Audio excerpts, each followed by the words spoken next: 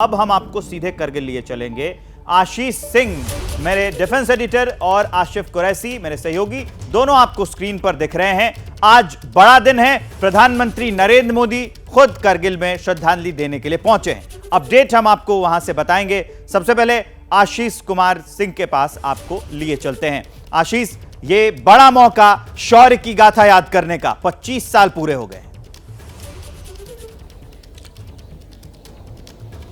बिल्कुल, और जिस तरह से प्रधानमंत्री मोदी जो कि रजत जयंती के मौके पर यहाँ पर आए हैं, तीनों सेनाओं के प्रमुख हैं, चीफ ऑफ डिफेंस स्टाफ है, वो श्रद्धांजलि समारोह की शुरुआत में ही दिख रहा है कि जो सैकड़ों हमारे जवानों और अफसरों ने सर्वोच्च बलिदान दिया, उन्हें नमन करने के लिए जब पूरा देश आज सिल्वर जुबली मना रहा है कारगिल विजय दिवस की, उस समय पर प्रधानमंत्री मोदी यहाँ पर खुद मौजूद हैं और एक लंबा लगभग 2 घंटा लंबा यहाँ पर प्रोग्राम है। मैं यहाँ पर कई बार कारगिल विजय दिवस कवर कर चुका हूँ, लेकिन इस वर्ष जो कि 25वीं साल है और सिल्वर जुबली है, इससे बड़ा आयोजन मैंने अभी तक नहीं देखा है किसी भी कारगिल विजय दिवस में। और क्योंकि ये एक लास्ट, जब हम एक तरह से कह सकते हैं कि भारत ने जो कॉन्फ्लिक्ट था वो कारगिल का, लेकिन एक वॉर के पॉइंट ऑफ व्यू देखें तो एक लास्ट वॉर भारत का कारगिल में ही था 1999 में। और उसी के मद्देनजर विशेष तौर पर उन युवा पीढ़ियों के लिए, उन लोगों के लिए जो 1999 में जब ये वॉर चल रहा था, उस समय जो कम देख पाए, कम सुन पाए, उनके लिए आज एक मौका है ये सब कुछ देखने का और समझने का कि किस तरह से सैकड़ों हमारे जवानों और अफसरों ने सर्वोच्च बलिदान दिया, कई घायल हुए, लेकिन आज जब प्रधानमंत्री मोदी यहाँ पर पहुंचे हैं तो उन सभी को नमन किया जा रहा है, उन सभी जो वीर गति को प्राप्त हुए, लेकिन साथ ही साथ जो परिवार के अलावा जो घायल हुए थे उन्हें भी यहाँ पर आज सम्मानित किया जा रहा है। अभी कुछ सेकंड्स पहले ही फाइटर जेट्स ने फ्लाई पास किया है कारगिल वॉर मेमोरियल के ऊपर, और एक हेलीकॉप्टर्स का भी एक कॉन्वॉय जो कि पुष्प वर्षा कारगिल वॉर मेमोरियल पर कर रहा है। इसके साथ ही जो रीथ लेइंग सेरेमनी है, श्रद्धांजलि समारोह, उसकी शुरुआत हो गई है। विवेक। आशीष, आप जैसे बता रहे थे भव्य आयोजन किया गया है, ऐसा जो बड़ा आयोजन है पहले आपने नहीं देखा, तो एक तरह से ये कहें कि ये दुश्मन देशों को साफ संदेश भी जाता है इससे, ऐसे आयोजनों से। दुश्मन देशों को साफ संदेश नहीं, इनफैक्ट मैं क्योंकि आपने प्रश्न पूछा, मैं दर्शकों को इस मौके से दिखाना चाहूंगा। दुश्मन की, पाकिस्तानी आर्मी की एक चोटी है, एक पोस्ट है, वहां से वो सब कुछ देख रहे हैं, तो संदेश तो छोड़िए, उन्हें सीधा तस्वीरें भी जा रहे हैं। मेरे बाईं तरफ पैन करेंगे कैमरामैन मनोज अधिकारी, ये जो पहाड़ियां आपको दिखाई दे रही हैं, तोलोलिंग, बत्रा पॉइंट 0.4875 भी, और एक है 5353, यानी कि वो ऊंचाई पर है 5353 मीटर की ऊंचाई पर, एलओसी के उस तरफ है। हम मुश्किल से 25 किलोमीटर का क्रो फ्लाई डिस्टेंस देखें तो हम मुश्किल से 25 किलोमीटर दूर होंगे एलओसी से, और वो दुश्मन की चोटी से भी यहाँ पर पूरी तरह से वो देख सकते हैं। तो केवल संदेश ही नहीं, उन्हें तस्वीरें भी बाइनोकुलर्स के जरिए वो देख सकते हैं। और अगर बहुत लाइव एकदम रियल अपडेट चाहिए तो जाहिर सी बात है वो एबीपी न्यूज भी देख सकते हैं। लेकिन ये पहाड़ियों की ऊंचाइयां हम दर्शकों को जरूर ये याद दिलाएंगी कि इतना आसान नहीं होता है इस ऊंचाई पर, विशेष तौर पर तब जब दुश्मन ऊपर बैठा हो, गोला बारूद आप पर बरसा रहा हो, नीचे से आपको जाना है, उस चोटी को कैप्चर करना है। और ये पहाड़ियां, मेरे कैमरामैन मनोज आपको पैन करके मेरे 360 डिग्री दिखाएंगे कि किस तरह से ये पहाड़ियां जीता जागता सबूत हैं भारत के उन वीर सपूतों के शौर्य का।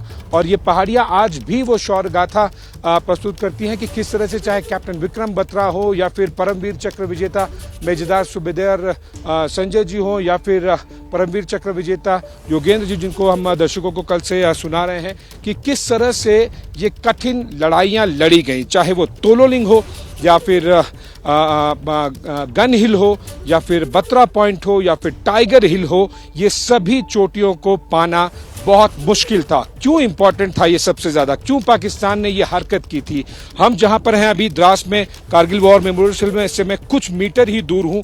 ये नेशनल हाईवे 1 है जहां पर मैं खड़ा हूं, और इसे अगर डिस्कनेक्ट कर दीजिए आप, इसे अगर आप कट कर दीजिए, यानी कि सप्लाई लाइन को यहां पर डिस्टर्ब कर दीजिए, तो श्रीनगर और लेह के बीच में कनेक्टिविटी बहुत ज्यादा मुश्किल हो जाएगी और इसी वजह से पाकिस्तानी सेना इन पहाड़ियों से सीधा आप नेशनल हाईवे 1 को टारगेट कर सकते हैं। और यही वजह थी कि 1999 में पाकिस्तानी घुसपैठियों और पाकिस्तानी सेनाओं ने नेशनल हाईवे 1 को डिस्कनेक्ट करने के लिए, ताकि श्रीनगर और लेह आपस से दूर हो जाएं और वो कनेक्टिविटी न रहे, इस लोकेशन को चुना था। ये तो रही बात इतिहास की, लेकिन आज मैं जरूर दर्शकों को दिखाना चाहूंगा मेरे दाईं तरफ की अगर आप पहाड़ियां देखें, इन सभी जगहों को पूरी तरह से सैनिटाइज करके, चाहे वो स्नाइपर्स बिठाने हो, चाहे वो इंडियन आर्मी की टुकड़ियां हो, ये सभी के सभी उन पूरे पहाड़ियों में अलग अलग जगहों पर हैं, क्योंकि इन पहाड़ियों से सीधा डायरेक्ट व्यू मिलता है कारगिल वॉर मेमोरियल का। और साथ ही साथ जब प्रधानमंत्री चीफ गेस्ट हो, तीनों सेनाओं के प्रमुख हो, CDS हो, तो जाहिर सी बात है कि जो सुरक्षा इंतजाम है वो सर्वोच्च लेवल पर होते हैं। और यही वजह है कि इन पहाड़ियों में कई दर्जन हमारे स्नाइपर्स और आर्मी के जवान यहाँ पर मौजूद हैं, इस पूरे एरिया को सैनिटाइज कर सिक्योर करते हुए। और पॉइंट 5353 तो मैंने आपको दिखाया ही, जहाँ पर पाकिस्तानी पोस्ट है, वो भी अभी लगातार नजर बनाए होंगे। बहुत महत्व रखता है जब प्रधानमंत्री का हेलीकॉप्टर का कॉन्वॉय यहाँ पे कुछ मिनट तो पहले हमारे ठीक ऊपर से गया। बहुत इम्पोर्टेंट है ये सुरक्षा के मद्देनजर। कुछ ही किलोमीटर अगर आप दूर हो और आपके VVIP कॉन्वॉयस ऐसे पहाड़ियों के बीच में से, जहां से पाकिस्तानी पोस्ट देख सकती है, मतलब रेडार सिग्नल वगैरह वो तो आगे की बात हुई, नीरी आंखों से देख सकती है, ज्यादा शायद बाइनोकुलर्स की या जरूरत पड़ जाए, तो फिर ऐसे में सुरक्षा इंतजाम भी और ज्यादा बहुत सेंसिटिव हो जाते हैं। और इसीलिए इस पूरे एरिया को हमारे चाहे फाइटर जेट्स हो या फिर हेलीकॉप्टर्स हो, लगातार गश्त लगा रहे हैं, एरियल सर्विलेंस भी कर रहे हैं। विशेष तौर पर पॉइंट 5353 जो कि LOC के उस पार है, मुश्किल से 25 किलोमीटर क्रो फ्लाइट डिस्टेंस पे, जहां पर पाकिस्तानी पोस्ट है। विवेक, आप बहुत दिनों से लगातार ये डिफेंस कवर कर रहे हैं और आपने कई चीजें देखी भी हैं, तो यहाँ एक सवाल और बनता है कि पहले के कारगिल में और अब के कारगिल में, जब हम 25 साल के बाद बातचीत कर रहे हैं, क्या बदला है, कितनी बदली हुई तस्वीर है, इसका जरा विश्लेषण करिए आशीष। दो एंगल से मैं इसका उत्तर जरूर देना चाहूंगा। पहला, एक तो इंफ्रास्ट्रक्चर डेवलपमेंट बहुत तेजी से हुआ है। मेरी दाईं तरफ है लेह, मेरी बाईं तरफ है श्रीनगर। वहां जाने से पहले आपको जोजिला पार करना होगा और वहां पर बहुत तेजी से आपको इंफ्रास्ट्रक्चर कनेक्टिविटी दिखाई देगी।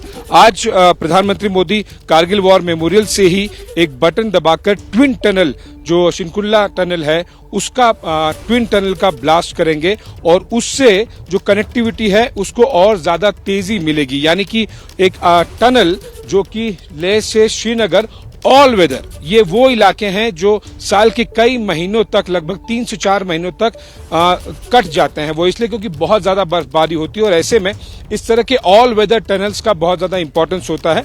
और यही आज कारगिल वॉर मेमोरियल पर दूसरा प्रोग्राम है, जहां पर प्रधानमंत्री मोदी इस ट्विन टनल का ब्लास्ट करेंगे, जो कि जोजिला से होकर फिर आगे जो श्रीनगर है वहां तक का कनेक्टिविटी देगा।